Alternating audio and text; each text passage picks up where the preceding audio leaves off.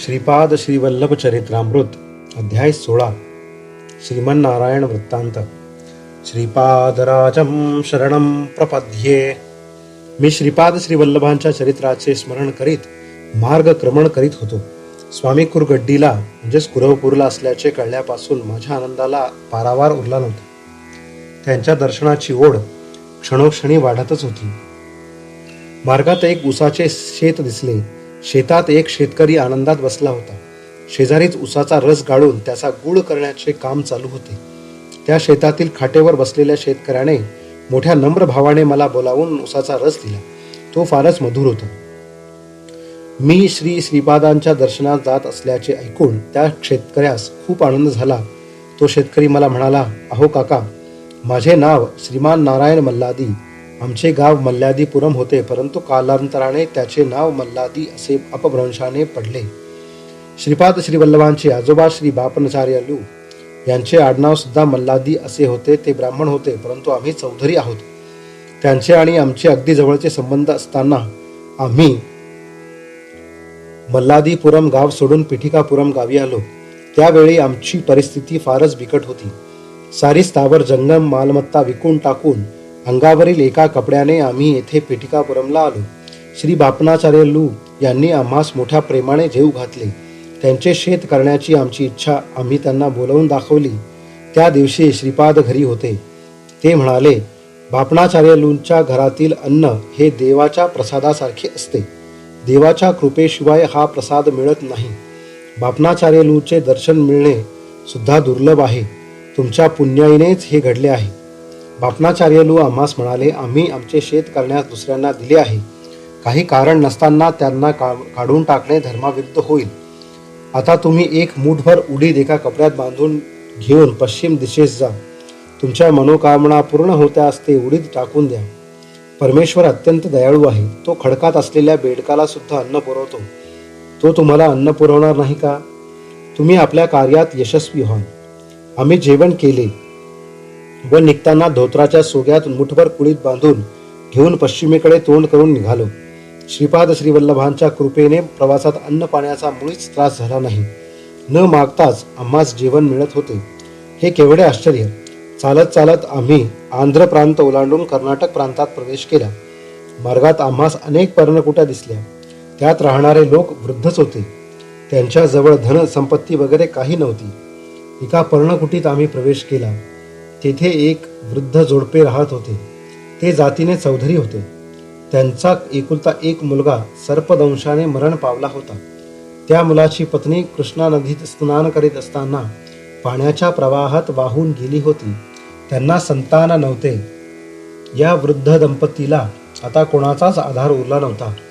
त्यांचे शेजारी मात्र आमच्याबरोबर मधुर भाषण करीत व वेळोवेळी त्यांना मदत करीत असत. या वृद्ध जोडप्याने आमचे उत्तम आदरातिथ्य केले व घरी ठेवून घेतले.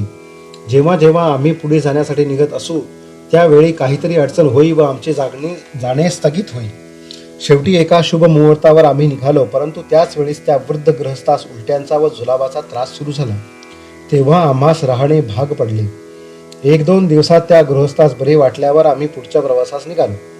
आमच्या तेथील 4-5 दिवसांच्या वास्तव्याने त्या वृद्ध कुटुंबाच्या मनात आमच्याविषयी प्रेमभाव उत्पन्न झाला होता.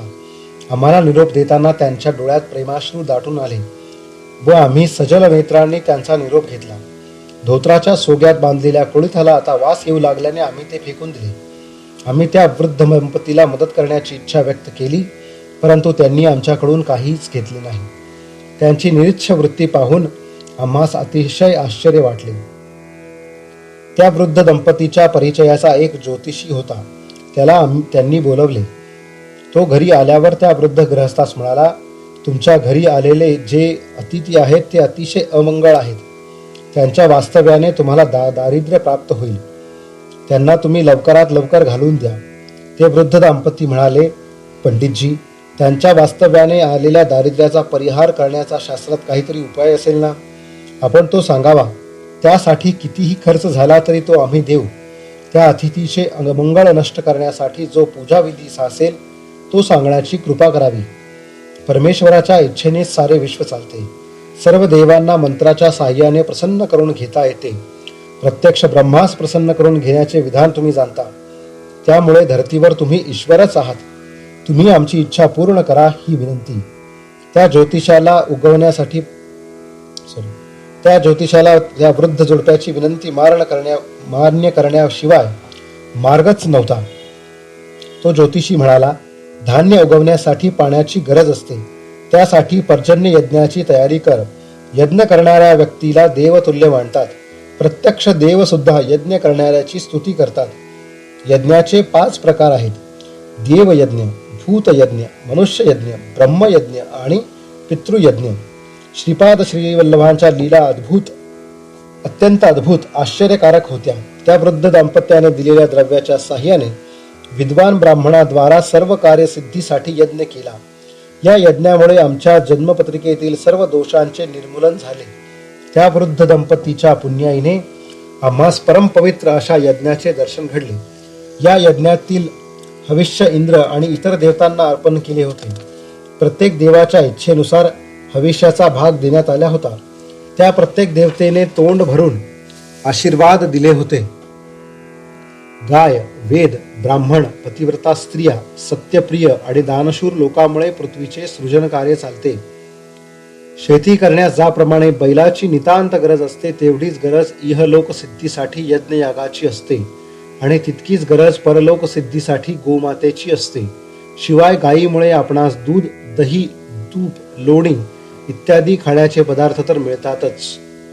सर्व धर्मांची तत्वे वेदांवरच आधारलेली आहेत.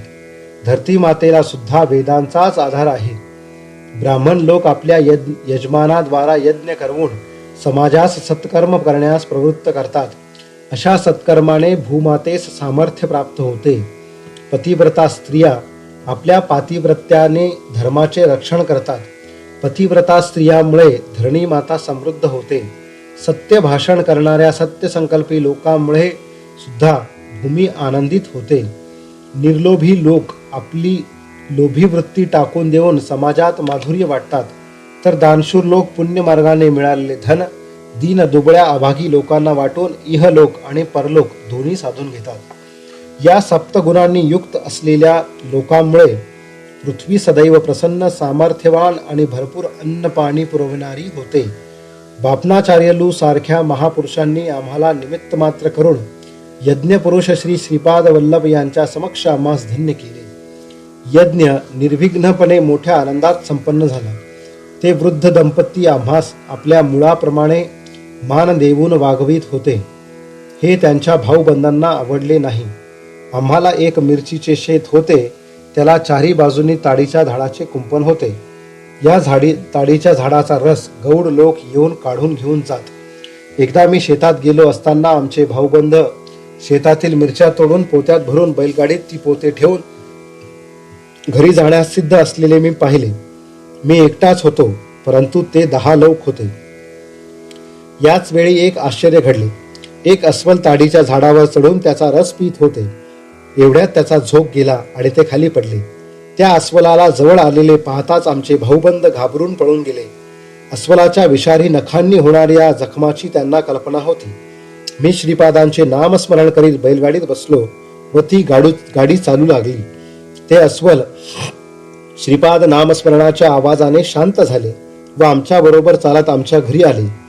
त्या अस्वलाला पाहून त्या वृद्ध दंपतीच्या घराजवळचे शेजारी आश्चर्यचकित झाले. त्या रात्री आम्ही श्रीपाद श्रीवल्लभांचे भजन केले, तर ते अस्वल सुद्धा आमच्या बरोबर तन्मयतेने भजन ऐकत होते. भजन संपून सर्वांना प्रसाद वाटला. तो त्या अस्वलाने आनंदाने खाल्ला. त्यानंतर ते अस्वल आमच्या घरातील एक सदस्य असल्याप्रमाणे राहत होते. ते आमच्याशी प्रेमाने राही, परंतु आमच्या शत्रूंना त्यांची भीती वाटे. त्याच्या भीतीमुळे शेताचे रक्षण करण्याचे काम अनायसे अस्वलच करी. आमच्या घरी दत्तप्रभूंच्या लीला कथाचे कीर्तन आणि श्रीपादांचे नामस्मरण नित्य नेमाने चाले. एकदा असेच शेतात गेले असताना ते अस्वल शेतात आले. माझ्याकडे मोठ्या प्रेमाने पाहिले. मी श्रीपाद स्वामींचे नाम घेण्यास सुरुवात करताच ते मोठ्या आनंदाने नाचू लागले. आमच्या शेजारच्या गावात एक मांत्रिक आला होता. त्याने काही उपासना करून शक्ती प्राप्त केल्या होत्या. त्याच्या प्रभावात येणाऱ्या लोकांकडून तो धन लुबाडून घेऊन संग्रहित करीत होता. आमच्या भाऊबंधांनी त्याला शरण जाऊन त्याचा आश्रय घेतला होता. त्याने अस्वलावर मंत्रप्रयोग केला, त्यामुळे त्याची सारी शक्ती नष्ट झाली असल्यामुळे अगदी निचेष्ट होऊन पडला. दुसऱ्या मंत्राने त्याने अस्वलाच्या साऱ्या शक्ती स्वतः आकर्षण घेतल्या. रामायणातील वालीप्रमाणे त्याला एक विद्या अवगत होती, जिच्या प्रयोगाने समोरील शत्रुपक्षाची अर्धी शक्ती त्यास प्राप्त होत असे. या कारणामुळेच श्रीरामाने वालीला झाडाच्या मागे लपून बाण मारला व त्याने त्याचा अंत झाला. श्रीपाद स्वामींच्या लीला मोठ्या अगम्य आहेत. त्यात कार्यकारण संबंध शोधणे अत्यंत कठीण आहे. कारणाशिवाय कोणतेही कर्म संभवत नाही. इंद्राची पूजा गोकुळ वासियांनी प्रतिवर्षाप्रमाणे न केल्यामुळे रागावून त्याने गोकुळावर वर्षा केली. तेव्हा श्रीकृष्णाने गोवर्धन पर्वत आपल्या अंगुलीवर उचलून धरला व त्याखाली सारे गोकुळवासी सुरक्षित राहिले. ज्याप्रमाणे श्रीकृष्णाने सर्व गोकुळवासियांचे रक्षण करून आपल्या गोपाल धर्माचे पालन केले, त्याचप्रमाणे श्रीपाद वल्लभांनी मांत्रिकाच्या योग शक्तीला तिच्या आज्ञेप्रमाणे करून दिले. अस्वल त्या शक्तीला बळी पडले. त्याच्यातील पुण्य अंशामुळे ते श्रीपाद स्वामींचे भक्त झाले. त्या मांत्रिकाच्या शक्ती प्रयोगाने निचेष्ट पडलेले अस्वल मंद गतीने रडत होते. दुःखी जीवांचे रुंदन श्रीपाद श्री वल्लभ स्वामींना न चुकता ऐकू येते. ते प्रत्येकाच्या कर्मानुसार पापकर्माची फळाची तीव्रता कमी करतात. श्रीमन्नारायणाच्या घरी दत्तकथा, श्रीपाद श्री वल्लभ स्वामींचे नामस्मरण, कथा, कीर्तने नित्य नेमाने चालत असे. तेथे येणाऱ्या भक्तात काही भक्त श्रीपादाच्या चरणी अनन्य भावाने शरण जाणारे होते, तर काहींच्या मनातील संदेह अजून दूर झाला नव्हता. नाम संकीर्तन चालू असताना एक अद्भुत घटना घडली. ते मृतप्राय पडलेले अस्वल श्रीपादांच्या नामघोषाने एकदम चेतना जागृत होऊन आनंद विभोर होऊन नाचू लागले. श्री दत्तात्रेयांच्या योग सामर्थ्य सर्वांपेक्षा काही वेगळेच आहे. त्यांच्या करुणेनेच त्या अस्वलाचे रूपांतर एका मनुष्यात झाले व त्या मानव तांत्रिकाचे रूपांतर एका अस्वलात झाले. तेथील लोकांनी त्या अस्वलास दोरीने बांधून अरण्यात सोडून दिले. ते मनुष्यरूपी अस्वल सर्व लोकांना उद्देशून म्हणाले, लोक हो, मी गेल्या जन्मी एक सावकार होतो आणि व्याजावर पैसे देण्याचा व्यवसाय करीत होतो. अधिक व्याजाचा दर लावून मी लोकांना छळीत असे. धन न दिल्यास त्यांचे धन लुबाडून घेत असे. अशा दुष्कृत्यामुळे मला अस्वलाचा जन्म घ्यावा लागला. परंतु माझ्या पुण्यपुर्याईने या जन्मी मला श्रीपाद श्री वल्लभांचे दर्शन घडून त्यांचा अनुग्रह प्राप्त झाला. श्रीपाद श्री वल्लभ श्री दत्तात्रेयांचे अवतार आहेत. त्यांच्या अनुग्रहामुळेच माझी अस्वलाच्या योनीतून सुटका होऊन उत्तम असा मानव देह प्राप्त झाला.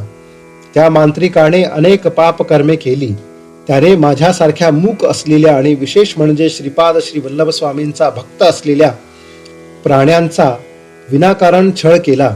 या पापकर्मामुळे त्याला श्रीपाद श्री वल्लभ स्वामींनी योग्य ते शासन केले. शिष्टांचे रक्षण आणि दृष्टांना शासन असे ब्रीद असलेल्या स्वामींची जे अनन्य भावाने श्रद्धायुक्त अंतःकरणाने सेवा करतात, त्याच्यावर श्री श्री श्री स्वामींचे कृपाछत्र सदैव असते. देव आणि भक्तांची निंदा करणाऱ्या आणि परधनावर आसक्ती ठेवणाऱ्या लोकांना ते योग्य शासन करण्यास चुकत नाही. आपल्या पाप कर्मावर पश्चाताप होऊन व योग्य ती शिक्षा भोगल्यानंतर काही दुष्ट लोक स्वामींचे भक्त झाल्याची उदाहरणे आहेत. तो मनुष्यरूपी अस्वल पुढे म्हणाला, मी श्री स्वामींच्या नामस्मरण पारायणाने सद्गतीस प्राप्त झालो. मला मानवी देह मिळालेला पाहून सर्व भक्तगणांना अत्यंत आश्चर्य वाटले व आनंदही झाला. ते श्री स्वामींचा मोठ्याने जय जयकार करू लागले. हे नाम संकीर्तन चालू असताना एक अद्भुत घटना घडली. अकस्मातपणे 3 नाग देवता तेथे आले आणि त्या नाम संकीर्णात तन्मयतेने डोलू लागले. त्याच वेळी त्या मनुष्यरूपी अस्वलाचे प्राण पंचतत्वात विलीन झाले. तेथे आलेल्या नागांनी त्या मृतदेहास 3 प्रदक्षिणा घातल्या व निघून गेले. ते नाग कोठून आले होते, कशासाठी आले, याचा कोणालाच अर्थबोध झाला नाही. त्या मनुष्य रूपातील अस्वलावर सर्व शास्त्रोक्त पद्धतीने दाह संस्कार करण्यात आले. आम्हास श्रीपाद श्री वल्लभांच्या नामस्मरणाचेच ध्यान होते व त्यांचाच जीवनाला आधार होता. ते 3 नाग वरील घटनेनंतर आमच्या घरीच राहू लागले. त्यांची आम्हाला व दुसऱ्या दत्तभक्तांना भीती वाटत नसे, परंतु दुसऱ्या लोकांना मात्र त्यांची भीती वाटे व ते आमच्या घरी येत नसत. श्रीपाद श्रीवल्लभांचे नामस्मरण भजन सुरू करताच ते नाग तन्मयतेने डोलू लागत. त्या वृद्ध दंपतीच्या घराजवळील काही जमीन त्यांच्या भाऊबंदांनी अन्यायाने लुबाडली होती. त्या जागेस पंचांनी विवादग्रस्त अशी घोषित केली होती, परंतु त्या जमिनीवर भाजीपाला लावण्याची परवानगी मिळाली होती. आमच्या भाऊबंदांनी गावातील प्रतिष्ठित लोकांना धनाचे प्रलोभन दाखवून आपलेसे करून घेतले होते. त्यामुळे त्या विवादित भूमीचा निर्णय सारखा पुढे ढकलला जात होता. या विवादास्पद जागी एक नागाचे वारुळ होते. नागपंचमीला लोक त्या वारुळात दूध आणून घालीत. दूध घालणारे भाविक जण नागदेवता नागदेवता आमची संकटे दूर कर अशी नम्र प्रार्थना करीत असत. दूध घालणाऱ्या काही लोकांना माहीत होते की त्या वारुळात एकही नाग नाही. एकदा नागपंचमीच्या वेळी आम्ही श्रीपाद श्रीवल्लभांना नैवेद्य दाखवून नागाची प्रार्थना करताच त्या वारुळातून ते 3 नाग आले आणि आम्ही ठेवलेले दूध पिऊन परत त्या वारुळात निघून गेले. हे दृश्य पाहिल्यावर मात्र त्या वारुळात दूध घालण्यास कोणी आले नाही. नागपंचमीच्या दिवशी एक मांत्रिक आमच्या गावात आला. त्या मांत्रिकाचे गावातील प्रतिष्ठित लोकांनी बोलावून स्वागत केले. तो मांत्रिक कितीही विषारी साप असला तरी त्याला आपल्या मंत्र सामर्थ्याने वश करून घेत असे, अशी त्याची प्रसिद्धी होती. तसेच सर्पदंश झालेल्या कोणत्याही व्यक्तीला आपल्या मंत्रशक्तीने जिवंत करीत असे. त्याच्या तळहातावर गरुडाचे चिन्ह होते. अशी गरुड रेषा असलेल्या व्यक्तीस सर्पवश होतात असे शास्त्रवचन आहे. ही मंत्रविद्या त्यास प्राप्त असल्याने सारे गावकरी त्याच्या पुढे नतमस्तक होत असत. त्या मांत्रिकाने गावातील प्रतिष्ठित व्यक्ती बरोबर येऊन आमच्या घराजवळ असलेल्या वारुळाच्या 4 बाजूनी आग लावली. तो त्या आगीजवळ बसून जोरजोरात मंत्रोच्चार करीत होता व विचित्र हावभाव करीत होता. त्या सर्पांना मारल्यास पाप लागेल असे आम्ही त्याला दूर उभे राहून सांगत होतो, परंतु आम्ही तेथे काहीच करू शकत नव्हतो. त्यावेळी आम्ही त्या निरपराध सर्पाचे रक्षण करावे अशी श्रीपादांच्या चरणी प्रार्थना केली. त्या मंत्राच्या प्रभावाने ते 3 सर्प वारुळातून बाहेर आले, परंतु आम्ही पाहिले की त्या मांत्रिकाची मंत्रविद्या क्षीण होत चालली होती. त्याला काहीच करता येत नव्हते. तो मोठ्याने मंत्रोच्चार करीत होता, परंतु त्याचा काहीच उपयोग नव्हता. ते सर्प ज्या दिशेने जात होते तेथील अग्नी श्रीपादाच्या कृपेने थंड झालेला असे आणि आश्चर्य म्हणजे अग्निदेवतेने या 3 सर्पासाठी मार्ग मोकळा करून दिला होता. ते ज्या मार्गाने आले होते त्या मार्गाने निर्विघ्नपणे पुढे निघून गेले. थोड्याच वेळात तो अग्नी पूर्णपणे शांत झाला. हे दृश्य पाहून त्या मांत्रिकाचे अनुचर पळून गेले. त्याच वेळी गावातील प्रतिष्ठित व्यक्तींच्या मोठ्या मुलास सर्पदंशाच्या खुणा दिसून आल्या. थोड्याच वेळात त्याचे शरीर सर्पाच्या विषाने काळे निळे झाले. दुसऱ्या मुलाची दृष्टी पूर्णपणे नष्ट झाली. त्या मांत्रिकाने पुष्कळ मंत्रोच्चार केला, परंतु काहीच उपयोग झाला नाही. त्या मांत्रिकाच्या हातावरील ती गरुड रेषा हळूहळू लहान होत अदृश्य झाली. गावातील लोकांना खूप भीती वाटली. या भयंकर संकटातून केवळ श्रीपाद श्रीवल्लभच आपली सुटका करू शकतील असा त्यांना दृढ विश्वास वाटत होता. त्या मांत्रिकाची मंत्रविद्या पूर्णपणे लुप्त होऊन तो निस्तेज होऊन जमिनीवर पडला. श्रीपाद प्रभूंच्या लीला कोणत्या प्रसंगी व कशी व कोणाला साह्यभूत होईल हे समजून येत नाही. गावातील सर्व लोक धावत धावत येऊन ओक्साबोक्षी रडू लागले, परंतु आम्ही काही करू शकलो नाही. अनन्य भावाने श्रीपाद प्रभूंना शरण जाऊन त्यांचे नामस्मरण केल्यास तुमची दोन्ही मुले पूर्वस्थितीत येतील असे आम्ही त्यांना सांगितले. निस्तेज झालेला मांत्रिक अल्पावधीतच गतप्राण झाला. त्या मांत्रिकाचे पार्थिव शरीर गावप्रमुखांच्या घराजवळ समोर ठेवले होते. आमचे भाऊबंद भीतीने थरथर कापत होते. वातावरणात सारीकडे दुःखाची कळा पसरली होती. त्या मांत्रिकाचा मृतदेह स्मशानविधीत अंत्यविधीसाठी नेला. चितेवर ते शरीर ठेवून अग्निसंस्कारास प्रारंभ करताच एक मोठे आश्चर्य घडले. त्या मांत्रिकाच्या मृतदेहात चैतन्याचा संचार झाला. तो त्याचे अग्नीपासून रक्षण करण्यासाठी आरडाओरडा करू लागला. श्रीपादाच्या कृपेने त्या मांत्रिकातील दृष्ट भाव अग्नीचा स्पर्श होऊन जळून खाक झाला आणि एक शुद्धात्मा त्या लाकडातून बाहेर आला. हे सगळे करण्यामागे श्री स्वामींची अगाध लीला दिसून येते. ते सज्जनांचा उद्धार आणि दुर्जनांना योग्य ते शासन करीत असतात. तो मांत्रिक चितेवरून उठून त्या गाव प्रमुखांच्या घरी उड्या मारीतच आला. आम्ही सर्वांनी जमून त्या मुख्याच्या घरी दत्त महात्म्य वर्णन करणारे कीर्तन केले. त्यानंतर दत्ता दिगंबरा श्रीपाद वल्लभ दिगंबरा या भजनाने सारा आसमंत भरून टाकला.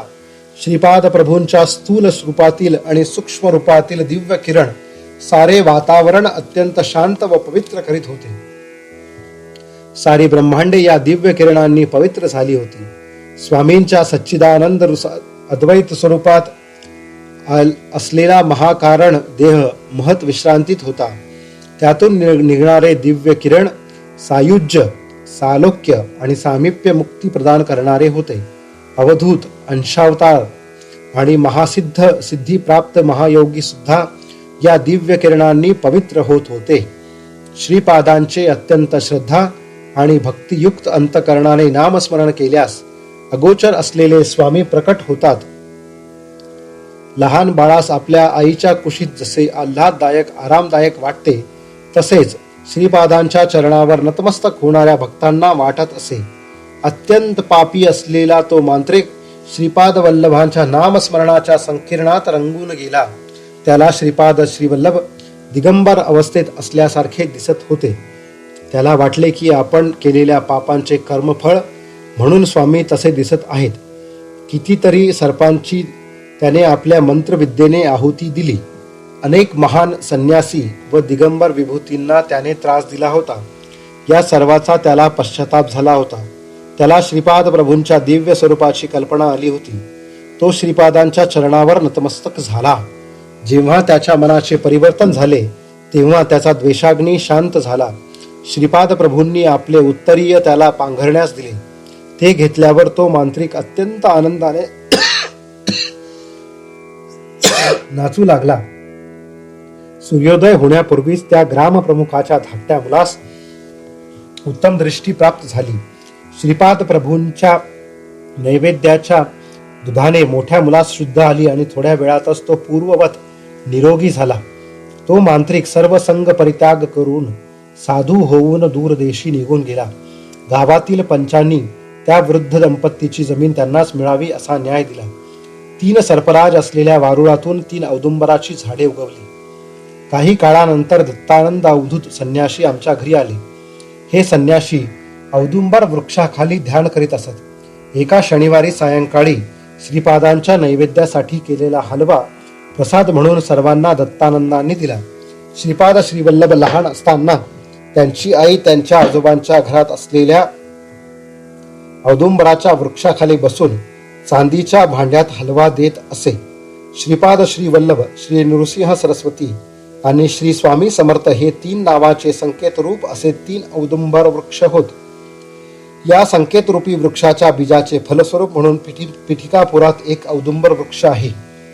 या पुण्यप्रद वृक्षाच्या गर्दछायेच्या वृक्षाखाली श्रीपाद श्रीवल्लभांच्या मूर्तीची प्राण प्रतिष्ठा करून त्यावर एक सुंदरसे मंदिर बांधण्यात आले.